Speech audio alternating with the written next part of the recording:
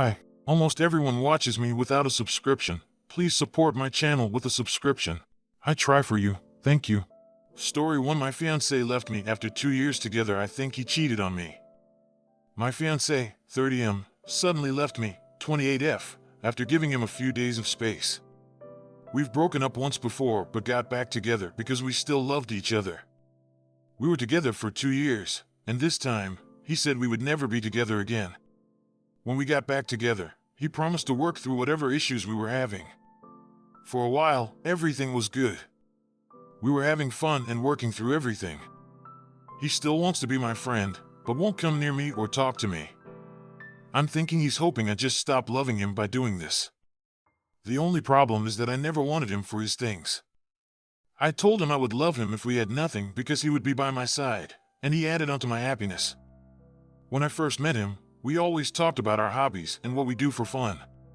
He likes to paint figures, go to the gym, play music, and play games. I was always into playing games, reading books, and drawing. Here lately, it felt like he lost sight of himself completely.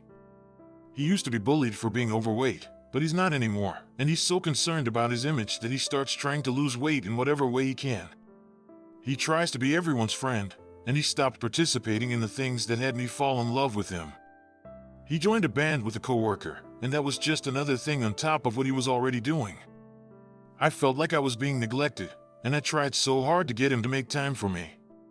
He goes running after work, gym on his days off, band practice, goes to his cousin's house, goes and eats with his dad or mom, and I barely got to be with him.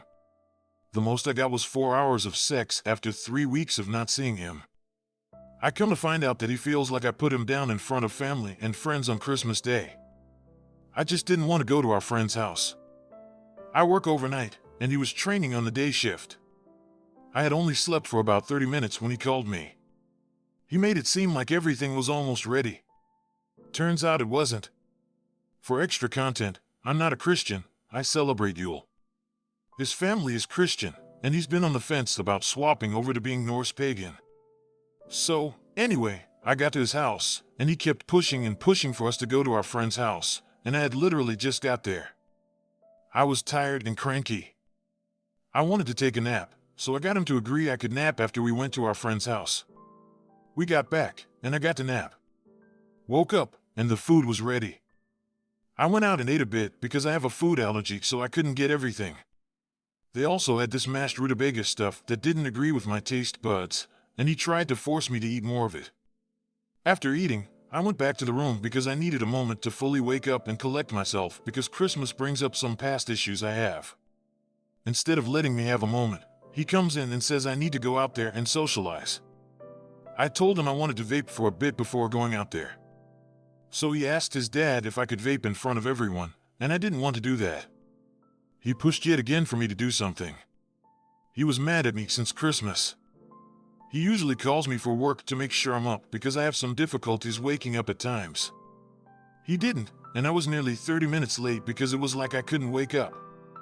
I was mad at myself for being late, and when I got there, he was trying to be happy and hee-hee about me being late, and I just yelled at him to get off my line. I didn't want him to be around while I was mad because it would have started a huge fight when there didn't need to be one.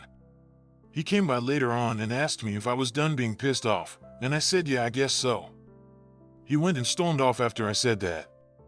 Not to mention, I ended up starting my period that same day, which made my emotions go 0, 100. I ended up going to the freaking hospital because of my period. It turns out I have polycystic ovary disease. Guess what? The only thing he said was if I can't have kids, then we can adopt. He didn't go with me because he had to be at band practice. I've been going through this shit since the 1st of January, and he left me on January 8th. The day he left me was when I found out some of what was wrong. The thing about Christmas, but he never wanted to know what was wrong on my end. I acted differently around other people, but I'm not trying to be all over him because I respect him. We've been fighting more. I've been working excessive amounts of overtime since June and have barely seen him to actually have a relationship, and I'm stressed about my health. He doesn't want to live in the town I'm currently in, but his suggestion was down the street from his cousin, and I wanted us to have enough space away from others so we could work on stuff together and not run from it. He said sex felt like a chore, but he was more than willing to have sex with me and never said anything. He said he hates being called daddy. Well, he called himself that when we were intimate, and I thought it was okay after that. I told him we needed to work through this and talk about it so we don't split up again over stuff we can find solutions for. He said, and I quote, "I don't want to talk." I feel like he expects everything to be rainbows and sunshine, but it's not. The world doesn't work like that. We were together for 2 years, his longest relationship ever. His others never made it past 6 months. One girl left him because he has a high sex drive, another left him for his friend, another left him and became a lesbian. He's 30 years old, and he's never been on his own before. He refuses to deal with his own emotions and others. Whenever I try to talk, he doesn't want to hear it. I went through a lot of shit in my past, and I've tried my best not to let it mess me up, but we were literally probably triggering each other. I know he was doing more than me. I mean shit, he called me fat one time. I never called him fat.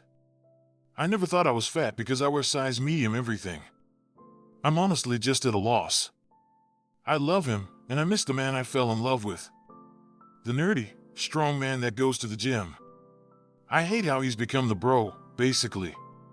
Everyone has to like him, and he has to be strong and flex all the time. I just don't know what to do because he's everything I've ever wanted in a partner and didn't even know it. I don't even know if the relationship can ever happen again. He says no, but he also said this the last time, and we got back together. Do I just let him figure it out? Do I move on? Do I wait for him? I know he needs to grow more and realize it's okay to talk about your feelings. I just love him without any strings attached. I love him because of who he really is. I never wanted his things or his money. I met him when he was going to school. If he didn't have money to go out to eat, I would pay without hesitation. I just don't know what to do when I really need advice. I feel so lost that I honestly don't see a way out. Don't forget to subscribe, rate the video, and click the bell. Story 2: my friends did something extremely strange. And I don't know how to react to it. It shocks me. Hey there. This is going to be a long-ass post, and I apologize for that in advance. I'm a grown-ass man, and so are the 3 other people in this story/timeline. I think understanding age here is important. I think it's also important to understand that we all communicate via VoIP on a program called Discord. If you have zero knowledge or experience with this program, VoIP in general, or gaming online with friends, then I anticipate that it's going to be difficult to understand what the facts of my story potentially imply. If you find yourself arriving at that point, I would respectfully ask that you simply don't provide advice here. You do kind of need to understand how a social situation like the one I'm seeking perspective on could unfold and be supported by the technology itself. I hope this last bit doesn't read as snotty.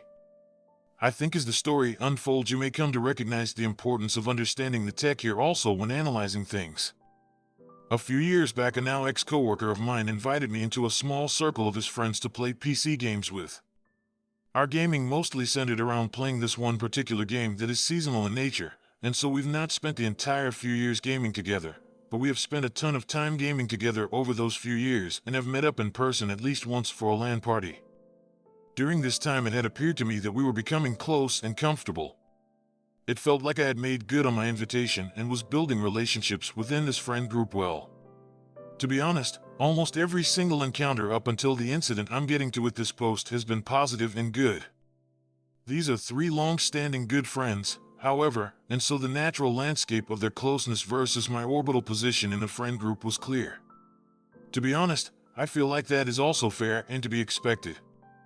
I'm relatively new, they've known each other for a long time. Makes sense to me. The last time I played games with them there was a change in tone and behavior that to me felt like a rug pull moment. During this game session the main friend who invited me to the group initially was seemingly a bit agitated and socially reluctant around me, which has never been the case prior. People have bad days, nobody is perfect, blah blah blah. I don't take any of that personally. Then this person basically created a quagmire out of a particular situation, and then tried to associate the blame or responsibility of that situation on me. I know that he knows that not to be the case. The facts just don't align in a way that could allow for this sort of misconception to have developed. I'm not going to go over the fine details of that particular situation. It will just distract from the greater situation here that I'm seeking perspective on. That was my first real indication that something was wrong. As the evening progressed, this person began to become more agitated and vocally frustrated with me directly. There was a particular trigger in the game that caused him to shout angrily at me. "Of course I bind to you and you get me fucking killed." It's not important to understand the details of the game here, but it is probably useful to understand that the stakes of this game couldn't be lower. This is not a high-pressure or high-risk virtualization in any way, shape, or form. This is the moment where I really knew that this guy was not just frustrated and having a bad day in general, but angry with me specifically. Enough time had passed for me to see his behavior rapidly change when addressing his other two close friends. I'm not really proud of this part, because I really fucking hate doing anything that even orbits social manipulation, but I found myself so blindsided by this sudden shift in behavior that I wanted to seek confirmation of my experience. The only clear path to get that confirmation from my point of view was to hit the trigger again. So I did, intentionally. My confirmation arrived shortly, and this is actually the moment where the story potentially takes a twist, and more importantly the point where I am specifically seeking perspective. Upon hitting the trigger again, this person shouted with what I can only describe as contempt. "I'm not going to fucking residential that guy, I don't die." He fucking trails off. I can't really emphasize enough how extremely contemptuous this statement sounded coming from him. Like rage. All three of them communicatively made no mention of these frustrated outbursts, and it didn't even seem to dampen the mood or tone a bit for them. It was specifically as if they never heard it somehow, or at least never let on in even the slightest bit that the tone and behavior was strange and tense. The two other friends did, however, seem to very lightly begin to take on a negative tone and posture with me. It was as if the first friend doing all the yelling was also somehow paving the way for them to begin treating me as less than also. That last part is kind of just a vibe though. Nothing they did in fact was even close to what was going on with the first dude. Since that night there has been zero signs of recognition for what transpired. They still invite me to play games with them as if nothing happened at all. As I analyze the situation, I've come to two possible realities supported by the facts. I'm sure there are more than these two branches, however, and that's why I'm here to begin with. Reality 1, the first friend is actually angry with something I've done or said, or just who I am in some way. He doesn't want to confront it or make me aware of it, and instead has maintained a polite veneer as his opinion of me has slid down into the gutter. A breaking point was reached suddenly as a shock to us all on that evening. In his extreme frustration and anger, he somehow managed to begin to refer to me as a non-individual, or as if I was not in the room at all. This could have been combined with external frustrations and problems. Possibly even drugs, which augmented his behavior. I do recognize that external factors could be at play here. In this reality, I would want to reach out and try to reconcile and make amends, or at least end the relationship in a way that offers closure and an apology from me. Even if I've done nothing wrong, there is the unavoidable reality that this person invited me into his close circle of friends, and for whatever reason it's not been something that's materialized into a boon for him. That's a shit situation for somebody regardless of whether or not the person who is central to the issue is causal at all. Reality 2, the reason why this person's contemptuous outbursts were not in any way, shape, or form recognized by the other two friends, as well as the reason this person eventually referred to me as that fucking guy and he when I was right there in the room, is because this person fucked up and either didn't hit the right button or hit the wrong button, thus unintentionally transmitting something that was intended for a back channel that only the three of them have access to. If this is the case, the implications become way more serious. In this potential reality, the reason why nothing is acknowledged in any way is because all three of them don't know that I know. All three of them would have no way to understand that the transmission went to the wrong place unless I provided a response, which I did not. This pathway accounts for why this person would suddenly reveal such intense and sporadic contempt, and then immediately revert to concealing this behavior and outlook in the next breath. This pathway also accounts for why this person was referring to me as that fucking guy, and he despite me being in the same exact room, but then also having the mental wherewithal to address my presence correctly in the next breath. If reality 2 is how things truly are, then it stands to reason that it's also possible that the actual intention of inviting me into this circle of friends initially was centered around a strange game of social predation. In this reality, I would want to conceal all insight into my knowledge of the facts. I would only want to engage in any sort of dialogue in an attempt to extract further information, in a lopsided fashion, in which I only reveal the bare minimum of my information in exchange for critical information from them. I mean that in the singular/plural way, not the pronoun way. This is kind of fucked up though, and not in my nature. I wouldn't want to address things under the perception of reality 2 when things are actually reality 1, and more critically, vice versa.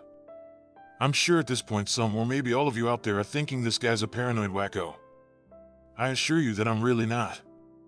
I'm just having trouble accounting for facts under the model of reality 1, and many of the facts that I can't account for under the model of reality 1 are fully accounted for in the model of reality 2. This situation is kind of paralyzing for me at the moment, because if it's reality 1, then I really do want to confront this and reconcile. Maybe I'm at fault for something I don't know or understand.